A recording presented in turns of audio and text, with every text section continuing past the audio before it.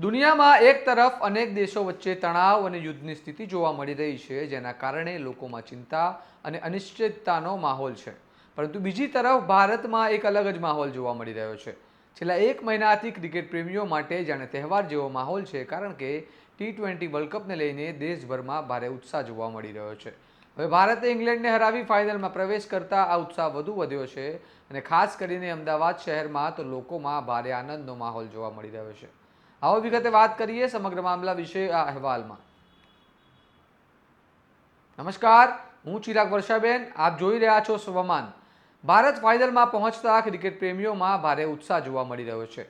ખાસ કરીને અમદાવાદના લોકોમાં તો જાણે તહેવાર જેવી ઉજવણીનો માહોલ છે, કારણ કે ભારત અને ન્યૂઝીલેન્ડ વચ્ચેની T20 વર્લ્ડ કપની ફાઇનલ મેચ 8 માર્ચે અમદાવાદના નરેન્દ્ર મોદી સ્ટેડિયમમાં રમાવા જઈ રહી છે. ફાઇનલ મેચને લઈને અમદાવાદમાં અચાનક હોટેલના ભાડામાં મોટો ઉછાળો જોવા મળી રહ્યો છે. જે હોટલના રૂમનું ભાડું થોડા દિવસ પહેલાં લગભગ 10,000 રૂપિયા હતું, તે હવે ફાઇનલ મેચના દિવસે 40,000 રૂપિયા સુધી પહોંચી ગયું છે. એટલે કે એક જ રાતમાં હોટલના ભાડામાં 4 ગણો વધારો થયો છે. માત્ર હોટલોમાં જ નહીં, પરંતુ અમદાવાદ આવતી ફ્લાઇટોના ભાડામાં પણ મોટો વધારો નોંધાયો છે. રવિવારે અમદાવાદ આવતી ઘણી ફ્લાઇટો અત્યારથી જ ફૂલ બતાવવામાં આવી રહી છે. બીજી તરફ ટ્રેનોમાં પણ અમદાવાદ આવવા માટે ટિકિટ મળવી મુશ્કેલ બની ગઈ છે, જેના કારણે અન્ય રાજ્યોમાંથી આવતા ઘણા લોકોને વધારે પૈસા આપી અમદાવાદ આવવા તૈયારી હોવાનું જોવા મળી રહ્યું છે. આ ફાઇનલ મેચના કારણે અમદાવાદ શહેરમાં મોટા પાયે આર્થિક પ્રવૃત્તિઓ પણ વધવાની શક્યતા છે. હોટલો, ટેક્સી, રેસ્ટોરન્ટ અને અન્ય સેવાઓમાં કરોડો રૂપિયાની આવક થવાની સંભાવના વ્યક્ત કરવામાં આવી રહી છે અને અનેક લોકોને રોજગારી પણ મળશે.